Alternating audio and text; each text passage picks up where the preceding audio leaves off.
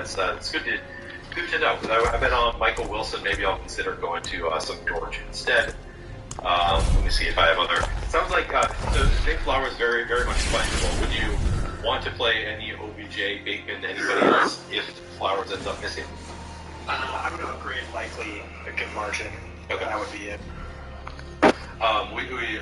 Speaking of you being the Rashid Whisperer, I don't want I want to put your unblemished record on the line once again.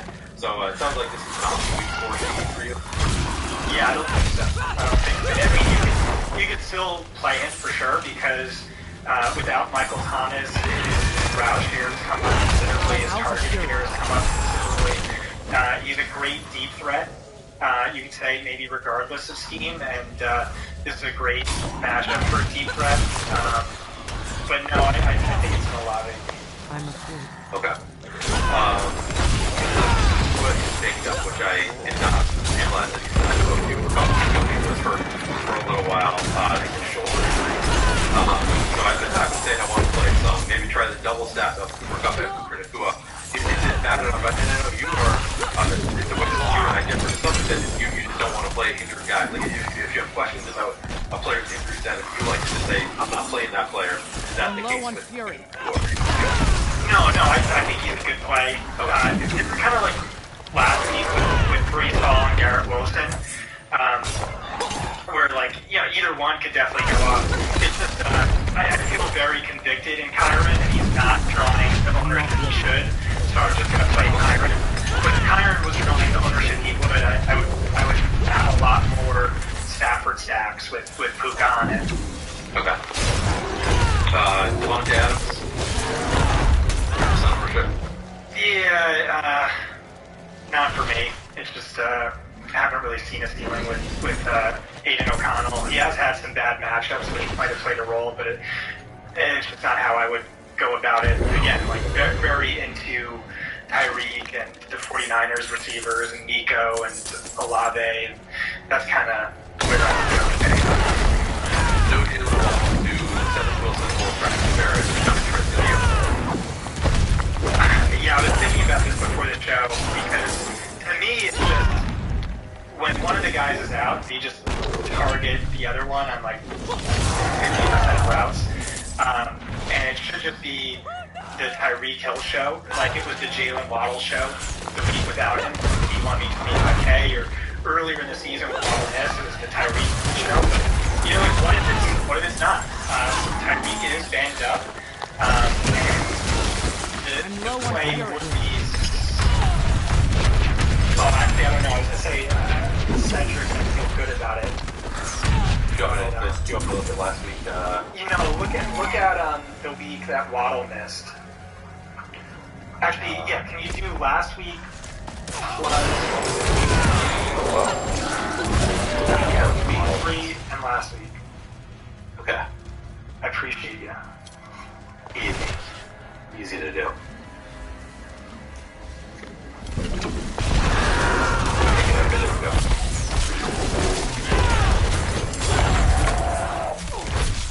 Okay, so this is not your quick button. Click on that. It's pretty cool now, right? Yeah, it looks like a massively disgusting, gross committee. So yeah. I guess no one can play, yeah. Alright, so we have, as we talked about, we got Greg Dortch, got some other cheap options, so don't necessarily need to go there. Bring it up a piece. So you don't have to into it, ability stats. It's a spot that I have more into. I'm going to force you to build one with me. But AJ Brown versus Devontae Smith, do you have any interest in either of them as a one-off? I'm not ready. Devontae Smith in the nuts coverage Okay. Everybody in chat still thinks that it's Carr. They're still debating whether Carr is your quarterback. He would have said no, he's not my quarterback. He's not my quarterback. He's not their district quarterback. And then finally, DeAndre Hopkins' revenge game. Also a great spot against against receivers. Let me double check this is true. Over the past 5, he's the third worst receivers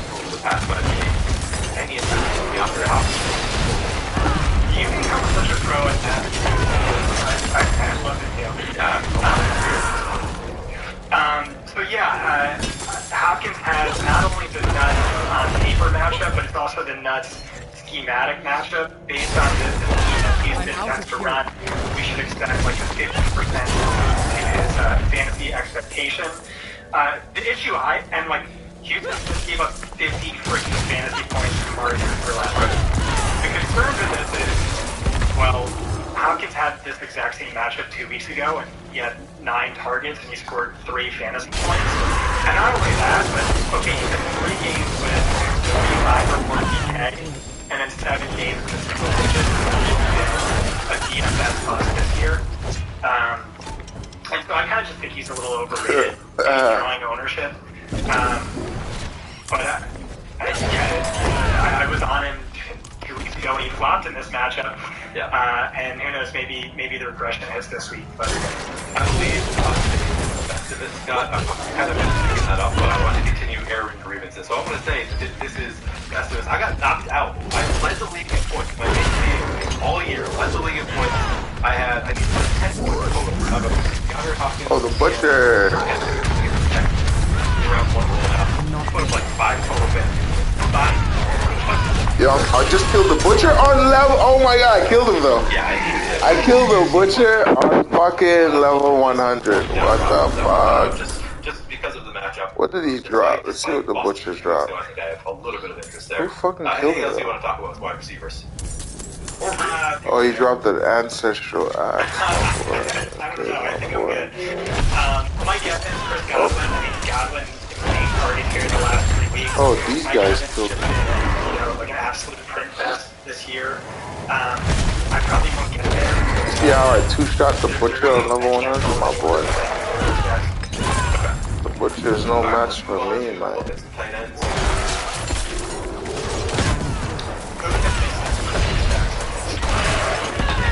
Or Baker double, yeah.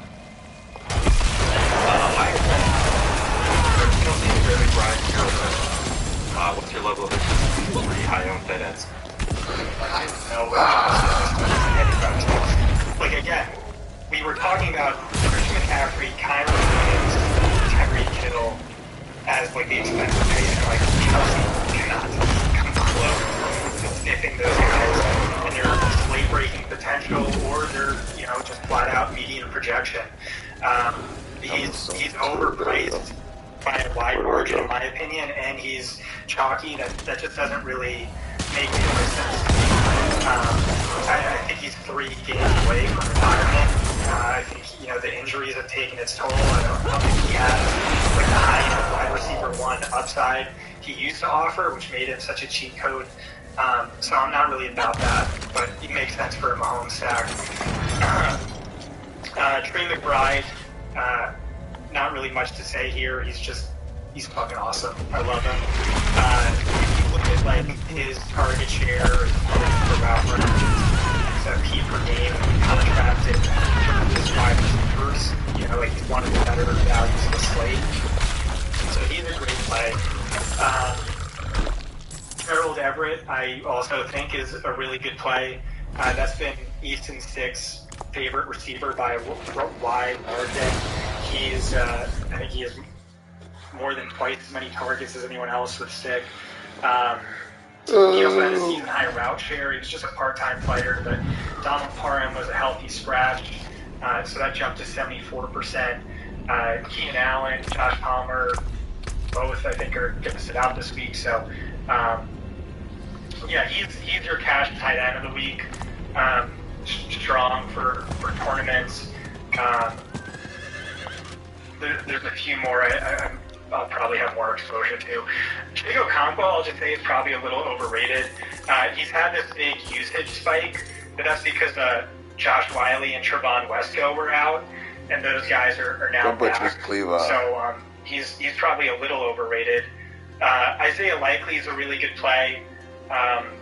What made the Mark Andrews Lamar Jackson stack so potent is you wanted to play zone coverage against him, so the cornerbacks wouldn't have their backs turned to kind of keep him contained as a runner.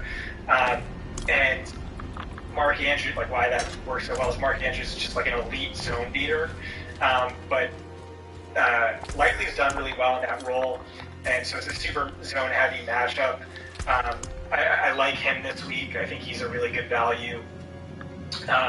Schultz makes sense. Again, just the CJ Stroud cheat code we've been talking about. No Tank Dell, Noah Brown, I think personally is banged up, so he would make sense as the clear number 2. Price has come down from when we were chasing him a couple weeks back. George Kittle, I think, is an awesome play. So again, I'm San Francisco obsessed this week, and the argument for him is he's like $2K cheaper than Debo, $1,500 cheaper than Ayuk, and you could argue he has like comparable upside to both. He leads all tight ends in games with 22.5 DK fantasy points or more by a wide margin. He also has 2 more than either Debo or Ayuk. He's averaging nearly 3 yards per route run since week 10. So I'm going to have a lot of Purdy doubles this week, and it could be Ayuk and Debo in a nuts matchup, but Kittle is easier. He's cheaper. We went back and forth on our show whether or not Washington is actually good against tight ends. It's kind of unclear to me. At the bare minimum, they're extremely vulnerable to wide receivers, and maybe so much so that Kittle's going to be the clear 3. But still, just at price point, the upside, I think he's a great value and a really good play. Yeah, it looks like in the last 5 weeks, just based on the schedule adjusted, they've been better against tight ends than you'd expect, but they've just been so bad overall. It could just be a usage thing for tight ends over those 5 games. Yeah, Johnny looked into it on the show. I think Jake Ferguson left one game early with an injury, and then there was another thing that was weird. Waller kind of smashed him when he was so banged up. Okay, it seems like it could be as good of a match, but then the other position for the Niners. I forget who their guy is who covers tight end. I kind of needed to dig into that just a little bit more, but okay. But yeah, regardless of the matchup, it's a nuts spot for Purdy. He's gonna have all day to throw and just. Does your Eagles hate extend to Dallas Goedert? No, I don't really have a read there. All right. Fine. Okay. Fair. Any other tight ends you want to talk about, or should we maybe look at defenses briefly and build some lineup? Yeah, I think Evan Ingram might be the best tight end play of the slate. Oh. Yeah. So you like the CJ Beathard Evan Ingram connection? Yeah, when Lamar Jackson went down, Johnny and I just went all in on Mark Andrews every week, and that made us so much money. Some quarterbacks just lock on to the tight end, and that really looks like CJ Beathard. He's targeted Ingram on 41% of his throws. That is insane. That's a lot. I mean, Calvin Ridley's second with a 17% target share. No Christian Kirk. Zay Jones very banged up, and look at what Ingram's done since Kirk went down. It's high-end wide receiver 1 volume. I don't know why we shouldn't be viewing him exactly as we would if David Njoku was on the slate, and Njoku just kind of went off on Thursday night. So yeah, I really like Ingram. I'm afraid. I don't remember exactly when Kirk went down, but Week 13. okay, so we have one game here with Kirk. Yeah, but just barely. Oh. Yeah, Ingram, 84% route participation, 42 targets in that span. Yeah, he's been elite, and that's over 10 targets per game. Production's there. And you easily the most productive player. For most of the yards per game. Sorry. For most of the year, you were not on Ingram, and then you've seen that he's recently that things have changed for him. Suddenly he is getting the usage that you want to see from a tight end. Yeah, he had 5 end zone targets over the last 4 weeks, and across the first 12 weeks of the season, he had 2. It was something like that, and so same thing for red zone targets as well. He's eclipsed 80 receiving yards in 3 of his last 4 games. It's 3 touchdowns over that span. So I think he's an awesome play. he's a guy I'm considering, putting in the flex in some spots. All right. Any other tight ends you want to talk about?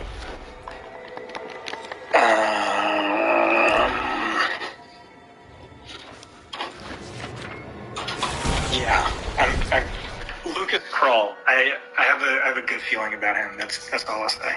If you need a punt, I would play him over Austin Hooper. Interesting. All right, so Lucas Krull last week, 41. No, this is the last 4 weeks. Yeah, he's a guy that I've loved for a showdown, and I know he scored a touchdown last week.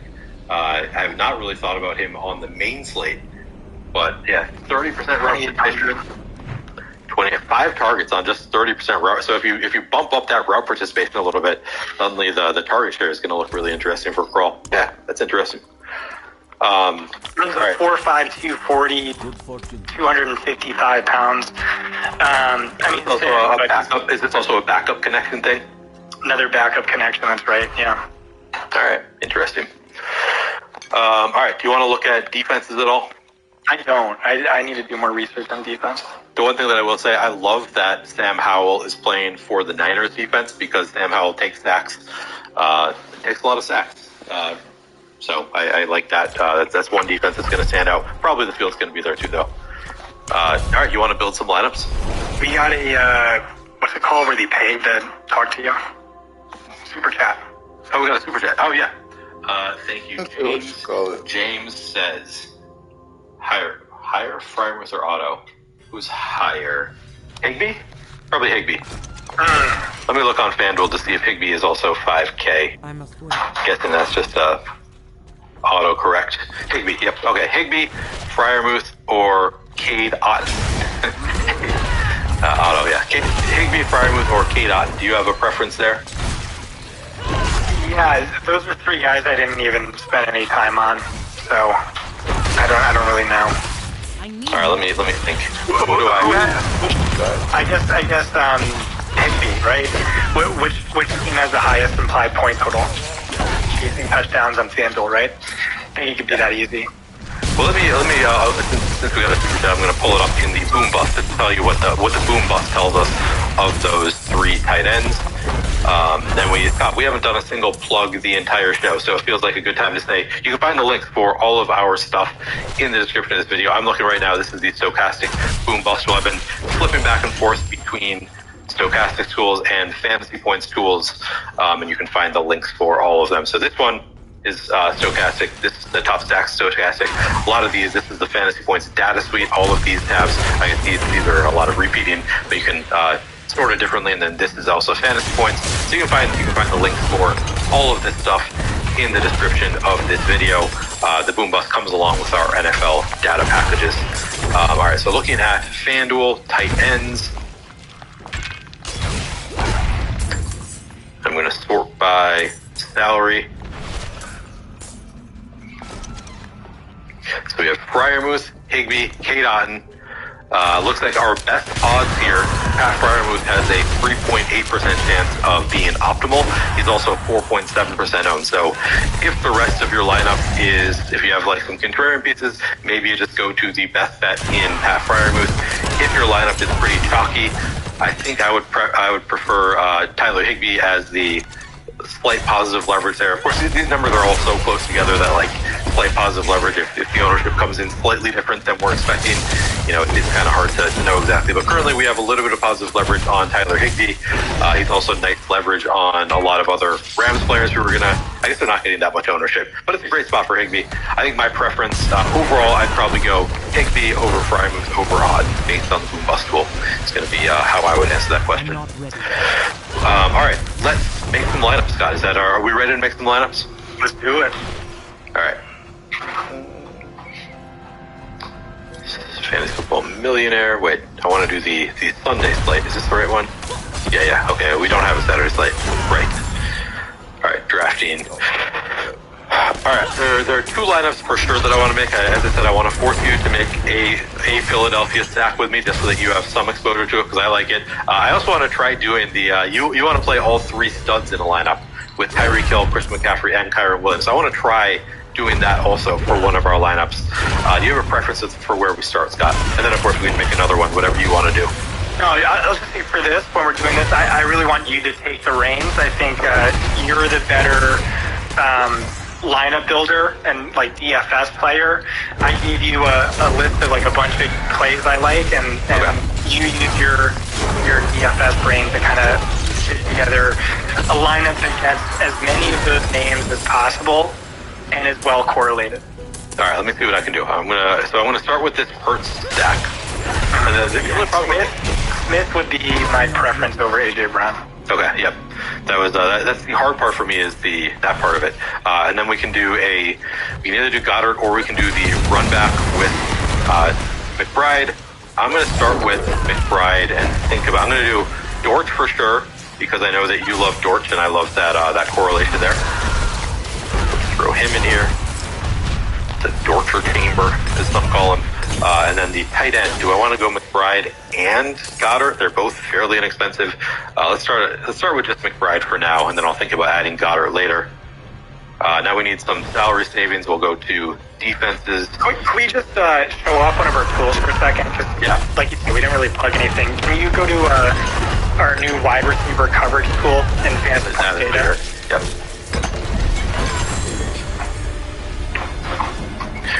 And so again, I mean, AJ Brown could go nuclear just because Arizona's secondary is trash.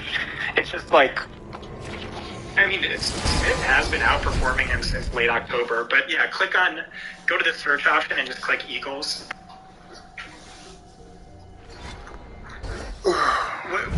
What makes it easier for me is just like look at AJ Brown -10 versus Devonta +5%.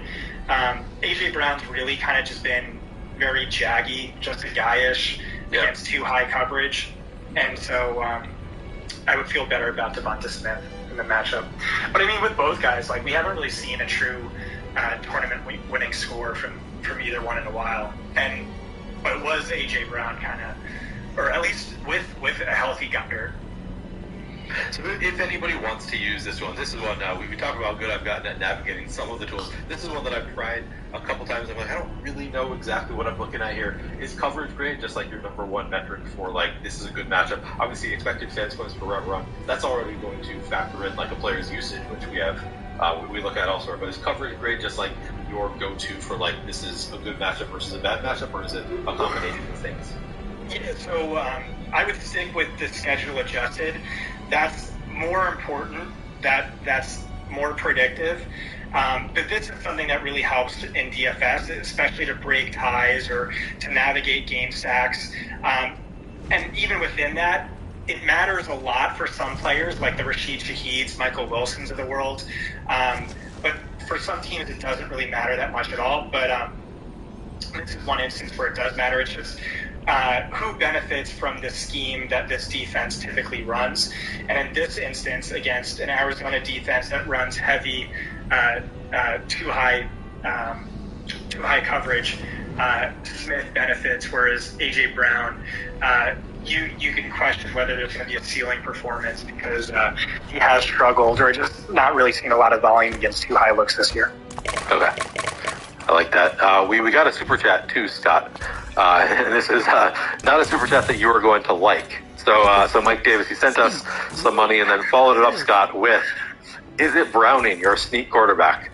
You were asked directly in a super chat, Scott. So I know. It is not Browning. It is not Browning. Subscribe to fantasypoints.com, get in our Discord, and I will tell you who it is and why. I love that approach though, Mike, for the record. Just asking, I'm going to send you money so you're forcing it. I love it. That was great. But yeah, sign up for Fantasy Points. Scott doesn't want to say it because other people gave him the idea, so he doesn't want to. It's that. It's also sources. It's also, right now, everyone in our Discord is building the exact same lineup. Okay. So I don't want it to be too steep. All right. Back to building on that. So we got Devonta Smith in there. Joe Devonta Smith there. We've got the full game stack here. I'll think about adding Dallas Goedert later. We're now going to think about which defense I want to throw in here. And throw Patriots versus Josh Allen. It's kind of interesting. Yeah, I think. All right, let's do it. This is having 2,300. That makes some sense. 5,500.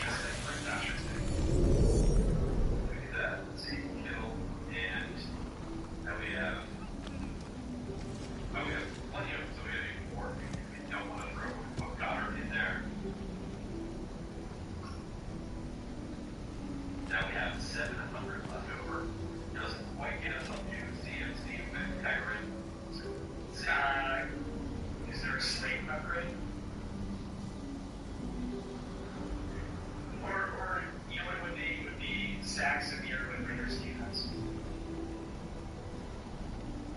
Raiders defense, oh yeah. And then Raiders defense is perfect, right? Yeah, I think so.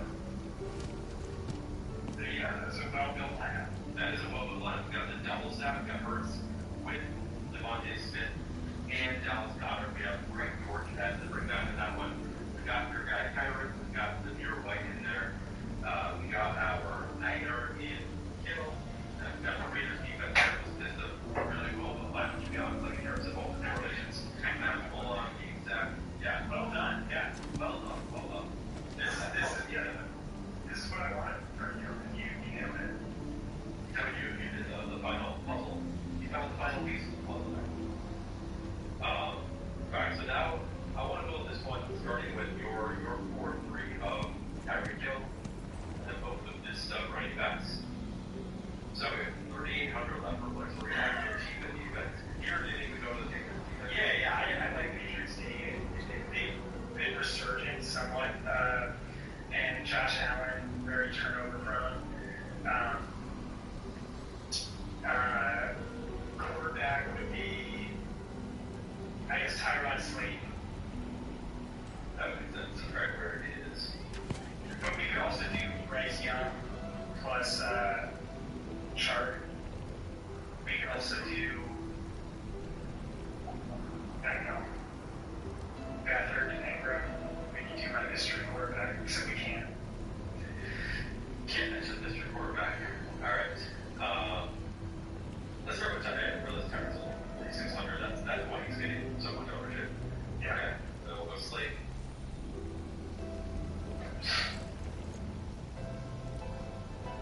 So we're up 166 remaining per player.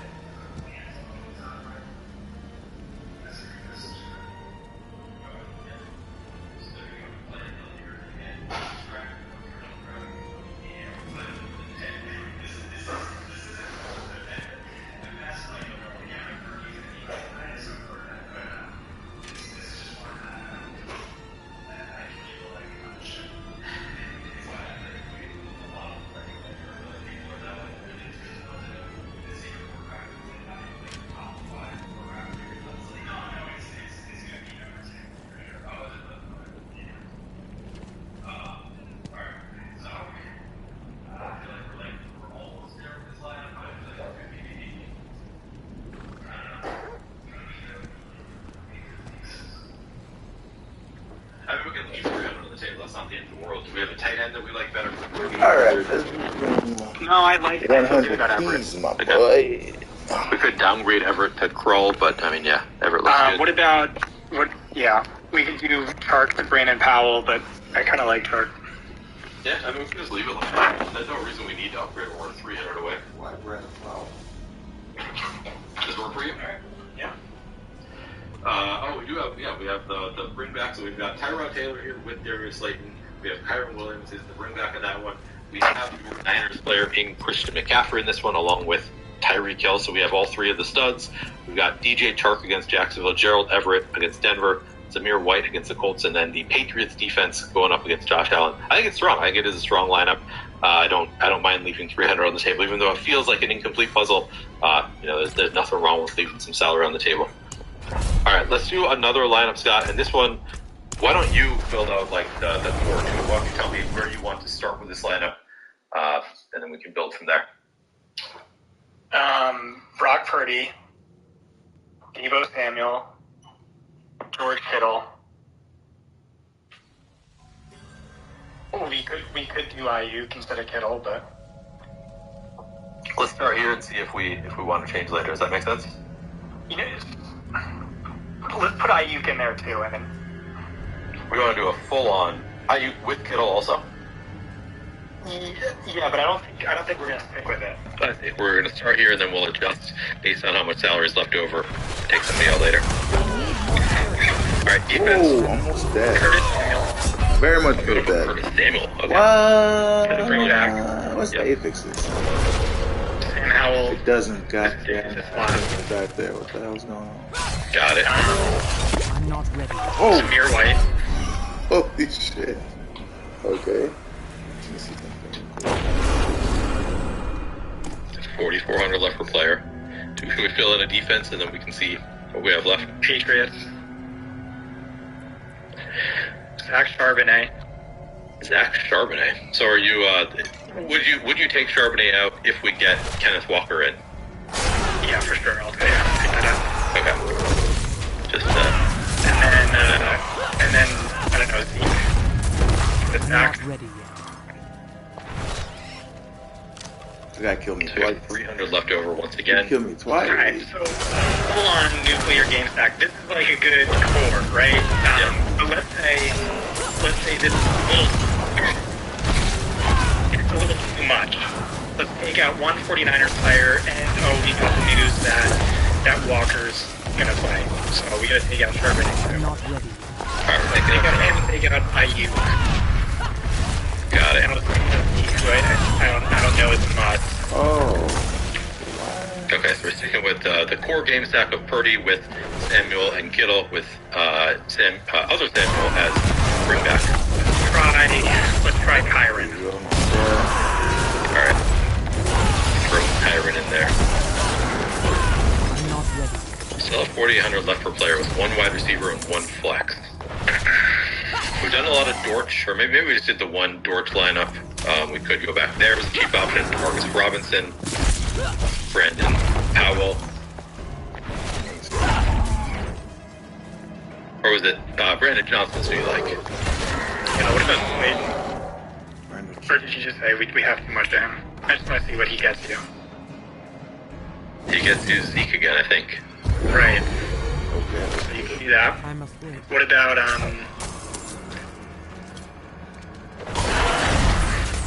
what about Likely? Flex? Just that too. How much is he? I did. Yeah.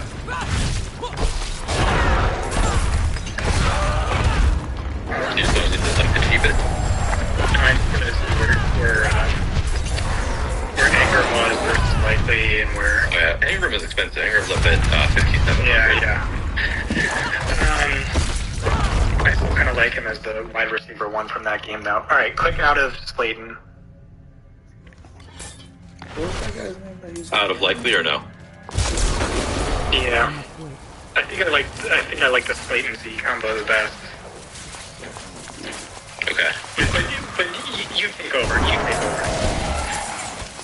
Alright, well, So was that the exact combo that worked? I feel like there was something that we almost landed on a lineup that could have fit Trey McBride, and I'm forgetting where it was exactly. It was before we put Kyron in there. We had... Oh, look at the diamond. Never mind. Okay. Well, let me see what happens if I put Trey McBride into the flex. I might be wrong about this. Oh yeah, then we had 3,700... I don't know, it might have been a couple iterations ago, so maybe we've adjusted too much. Well, this one fits Shark perfect. True. How do you feel about that? So we got the game stack with Purdy, Debo, Kittle, and Curtis Samuel has the front back. That's Samir White, Kyron Williams, DJ Chark, Trey McBride, left Patriots defense. Yeah, I like it. Does that work? Yeah, these are a lot of the teams that I seem to be building. I mean, it looks like a strong lineup to me. DJ Chark getting it done at the worst possible time. How did Navigate play him on 10% of his Millie lineups last week? Did he really? I missed that.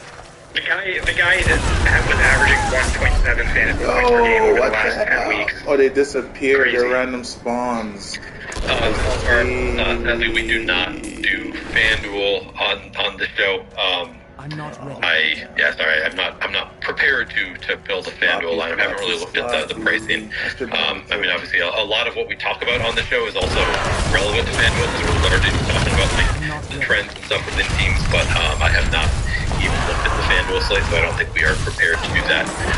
And Scott, as a former FanDuel employee, is disgruntled and hates them. No, they did fire me and John Proctor though back in the day. Technically. Many years ago, right? Yeah. We wrote for Number Fire, and then we bought Number Fire, and then we tweeted out something critical of him. Got fired. That's funny. That's great. All right. Do you want to do one more, or should we close up the show? Do you have any other lineup that you feel like you want to build on the stream, or have we done the core lineups that we had interest in? I'm good. If you want to squeeze in another one, we can though. Let's squeeze in one more, just because it's fun. I like it. We don't have that many shows left this year, unfortunately. Right now, it's week 17. Let's do one more. Let's take down the Millie this week. How about? Okay. So let's do a balanced build with two of the big three. Two of the big three. All right. So my favorite of the three are the two running backs, personally. But let's do that. You can say Tyreek's not fully healthy. You know, not an amazing matchup. I think that's I tend to just overweight matchup, and to me it's like Baltimore is so scary that I don't like it. But then it's like Tyreek doesn't end up getting 15 catches. That's probably how's one. So all right, we'll start with the running backs though, and then we'll build from there. I think that there's a number of wide receivers who are kind of interesting on the slate. Now let's see which of the wide receivers that you are on. So you don't love Noah Brown. We're probably not going to be able to do that. I was thinking about doing a CJ Stroud stack, but I don't know if that's going to work with most of these. Right. So we're going to have to go a little bit more balance at wide receiver. Let's go at the wide receivers and then see which quarterback, or if a quarterback really makes sense with our receivers. Balance, I was just about to say, well, why don't we do a Bryce Young stack? But that's not really the balance type of stack. Let's see. Nico, Olave. We only have 45, 85 left. No, I'm not saying all three of those guys, but those, I'd want at least I'm not one. ready yet. Debo, Nico, Olave. Ricky Wright's up there, Pittman up there. Alright, let's start with, who's the cheapest? Debo, Nico. Olave's only 6,800. Maybe after you talked about how Derek Carr is not your guy, maybe we'll have to end up playing him because we won't have the salary for anybody else. You're right. Is there a bring back there that makes sense for you? I think all those guys are kind of expensive. For Tampa, yeah. I mean, I'd love to play Mike Evans, but he's 7,800. What is Godwin? Right.